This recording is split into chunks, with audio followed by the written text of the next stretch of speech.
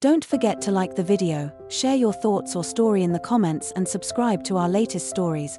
Before I start, tell me where you are watching me from. I wonder which cities and towns will join me in this memory that will follow me for years. He promised me he wouldn't cross the line, but he did. And the strangest part is, I still don't know if I regret it. The memory starts in a quiet season of my life. I was in my mid-40s, standing in that in-between place where you're not young anymore, yet you're far from old. I was working from home then, my days spent mostly in silence except for the hum of the refrigerator and the occasional creak of the old wooden floor under my steps. My house was small but warm, with its shelves crowded with books I had read and reread, and curtains that let in just enough golden light to make the rooms feel alive. He was my neighbor. Not the kind you nod to from across the fence and forget about, but the kind who shows up when your gutter needs clearing or when the snow is too heavy for you to shovel alone. His name was Daniel, though I'd always just called him Dan. He was a few years younger than me, maybe early 40s, with a steady presence and a way of looking at you that felt like he was actually listening, something that's rare, I think. Once you've lived long enough to know how often people only pretend. I remember the first time he came over that autumn. The leaves had begun to carpet the yard, crisp and fiery red, and I had been struggling to drag a ladder to the side of the house. He stopped me with a laugh, shook his head, and carried it himself like it weighed nothing. "Don't worry," he said, brushing his hands on his jeans after climbing down from the roof. "I won't cross any lines. Just helping out." He said it lightly, like a joke. But I caught the way his eyes lingered on me, and how quickly he looked away when I noticed. Something about it stayed with me over the next weeks, and seemed to appear whenever I needed something, though I hadn't asked. He fixed the latch on my back gate, carried heavy groceries in from my car, and even repaired the squeaky hinge on my kitchen cabinet. Each time, I reminded him he didn't have to. Each time, he'd smile and say the same thing, "Don't worry, I won't cross the line." And each time, I felt the line between us blur just a little more. It was the way he lingered, leaning against my kitchen counter while I brewed tea. The way he'd ask about my day and actually wait for the full answer. The way his voice softened when he mentioned his own struggles, work that left him tired, evenings that felt too quiet in his house across the street. One evening stands out clearer than the rest. The rain had come down in steady sheets, tapping against the windows and leaving the world outside wrapped in a soft haze. My power had flickered out, and just as I lit a candle on the dining table, there was a knock at my door. I opened it to find Dan standing there with a flashlight in hand. "Thought you might need some extra light," he said, smiling a little sheepishly. His hair was damp from the rain, drops sliding down the edge of his jacket. I let him in, and for the first time, the silence between us felt different. It wasn't awkward, it was charged. The candlelight made the room glow, and for a moment it felt like the rest of the world had been shut away. We talked for hours that night. About books we'd both read. About regrets we rarely admitted out loud. About how quickly time seemed to pass once you realized life wasn't endless. His voice was steady, but his eyes gave him away. They lingered on me longer than they should have. I reminded him gently, half joking, of his promise not to cross any lines. He nodded, but there was something in the way he looked at me that made me wonder if promises could bend. When the rain finally stopped and the power returned, he didn't rush to leave. He sat back in his chair, studying me, like he wanted to memorize the moment. I felt the pull of something I hadn't let myself feel in a long time: trust, comfort, and yes, a little fear. Not fear of him, but of what it would mean if either of us leaned too far across that invisible line. He eventually stood, flashlight in hand again, and walked to the door. But before leaving, he paused. His voice was low when he said it, "I know what I promised. But sometimes, lines aren't as straight as we think." The door closed behind him, and I stood there, my heart steady yet unsettled. Something had shifted. Something I couldn't take back. That night, as I lay in bed listening to the faint drip of rain from the eaves, I thought about his words. About the way his hand had brushed mine when he passed me the flashlight. About the warmth of his presence in that dimly lit room. He hadn't crossed the line yet. But I knew deep in my chest that it was only a matter of time before he did. And I wasn't sure I would stop him. The days after that storm lingered in my mind like a song I couldn't turn off. Every time I saw Dan outside, whether he was walking to his truck in the morning or trimming the bushes near his porch, I felt that same quiet tug. The air between us was no longer casual, though nothing had been spoken outright. He had kept his promise, in the strictest sense, but I carried the weight of the moment we shared like it was something fragile, something half-written that I tried to tell myself it was harmless. After all, neighbors look out for one another. Friends spend evenings talking. Yet I knew the truth. It wasn't just about neighbors, and it wasn't only about friendship. The line he'd promised not to cross had started to feel more like a thread, thin, stretched, trembling, ready to snap. It was late October when it happened again. The air had grown sharp with the bite of fall, and the trees in our yards had surrendered most of their leaves. I was out back gathering the last few from the garden when I heard his voice over the fence. "Need some help?" he called. I looked up to see him leaning on the top rail, his jacket zipped halfway and his breath visible in the cool evening air. His smile was easy, but there was something behind it, an invitation I could almost touch. "I'm managing," I said, though my arms were tired and my basket was heavier than it should have been. He didn't wait for another word.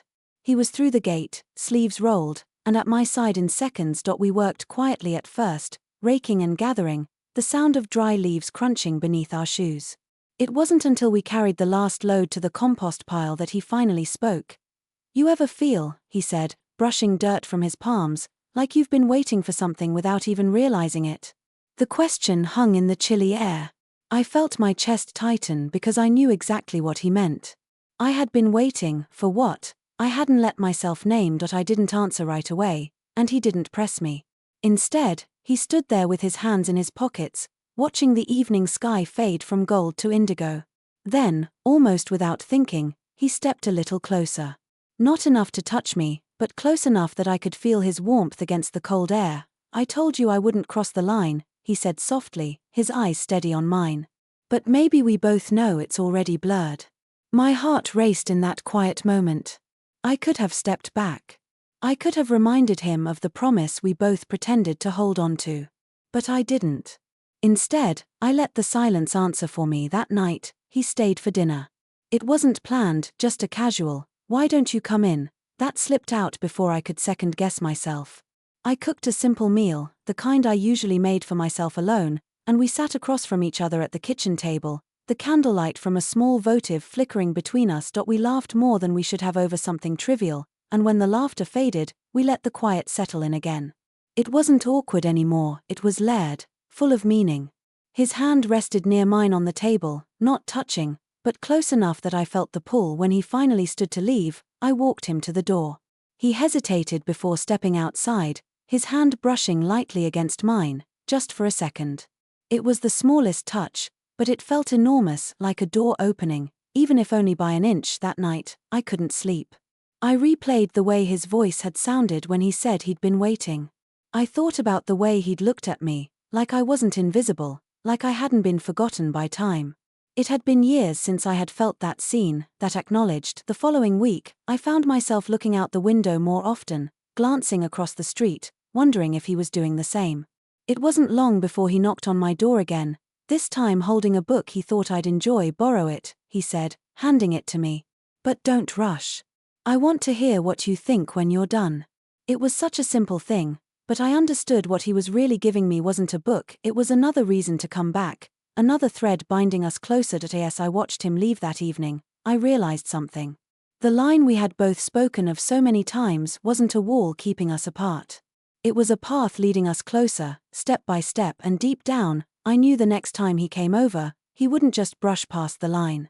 He would cross it, and I would let him. The book he left on my table stayed there for days, untouched. It wasn't that I didn't want to read it, it was that every time I saw it, I thought of him. I thought of his voice, the warmth in his eyes, the way his hand had brushed mine as if by accident. The book became less of a gift and more of a message. A reminder that he had placed something of himself in my care. It was a Thursday evening when I finally opened it. I sat by the lamp in my living room, the pages soft and worn, marked with notes in the margins. His handwriting was tidy but strong, and it felt oddly intimate, tracing the lines of his thoughts. In some places, he had underlined a sentence or written a small exclamation mark, as though the words had startled him awake. I read until late, my tea long gone cold, and I realized he hadn't just given me a book, he'd invited me into his inner world. That thought carried me straight through the weekend. By the time I saw him again, standing at the edge of my driveway on Sunday morning, I already knew my answer. The line we spoke of wasn't a boundary anymore. It was a bridge. He waved, casual as always, though I could see the question in his eyes. I walked over, book in hand. You were right, I said, holding it out to him. It stayed with me. He didn't take the book back. He folded his arms instead, tilting his head with that half-smile of his. Then keep it a little longer. Some things take time to understand. I laughed softly, but my chest tightened. He wasn't just talking about the book, and we both knew it. That afternoon he came by again, this time with a small box of apples from the farmer's market. I made a pie, and he stayed. We ate it still warm from the oven, the cinnamon scent filling the house. The hours slipped past unnoticed, until the sky outside turned deep blue and shadows stretched long across the room. We talked, as always, sometimes about nothing, sometimes about everything.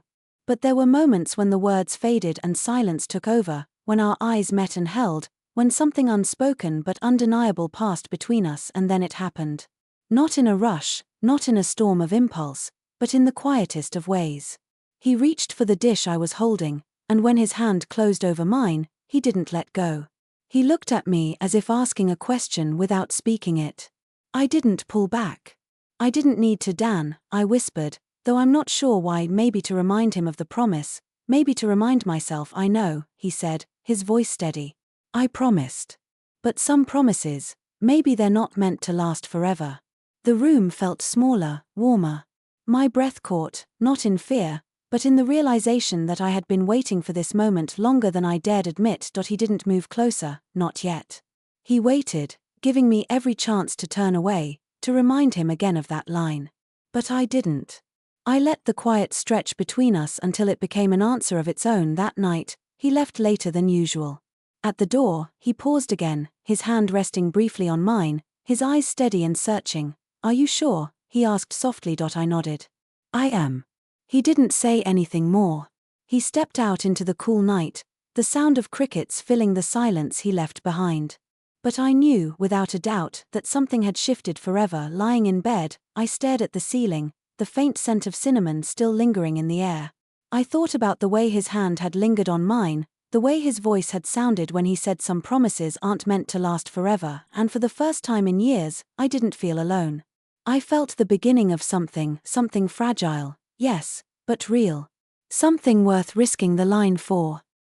The night after he left, I barely slept. Not because of doubt, but because my mind was alive, turning over every glance, every word, every touch that had passed between us. It felt as though all those quiet evenings, all those careful promises, had been leading us to this point.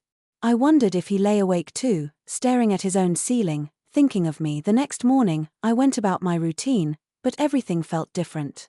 Even the small details, the whistle of the kettle, the sweep of sunlight across the kitchen floor, seemed brighter, more alive. I realized that somewhere along the way, I had stopped living in expectation of what was next, and started living in the moment. That evening, he knocked again. No flashlight in hand this time, no basket of apples, no excuse at all. Just him. When I opened the door, his expression was serious, though not heavy. He looked at me like he had already made peace with something, and maybe hoped I had too. I don't want to play at lines anymore, he said quietly. I just want to be honest with you. For a moment, neither of us moved. The porch light glowed softly above us, moths circling in its pale halo. I felt my heartbeat steady, then slow, as though it had found its rhythm again. Then be honest, I said, my voice low but certain, and so he was. He told me he hadn't meant to get so close when he first started helping with small things, but that something about the way I listened, the way I made space for him without asking anything in return, had changed him.